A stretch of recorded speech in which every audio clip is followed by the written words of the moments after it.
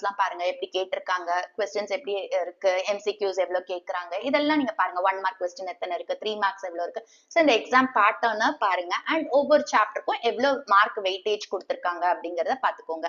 Next வந்து உங்களுக்குன்னு ஒரு ஸ்டடி ஷெட்யூலை கிரியேட் பண்ணிக்கோங்க. இப்போ நீங்க பாத்தீங்கன்னா உங்களுக்கு வந்து இந்த வருஷம் ப்ராஜெக்ட் ஒர்க் இருக்கு, வைவா வைப்பாங்க, நெக்ஸ்ட் ப்ரீ போர்ட்ஸ் நிறைய வைப்பாங்க, ரிவிஷன் எக்ஸாம்ஸ் வரும். சோ அப்போ நீங்க உங்களுக்குன்னு ஒரு ப்ராப்பரா ஒரு ஸ்டடி டைம் டேபிள் கிரியேட் பண்ணிக்கோங்க.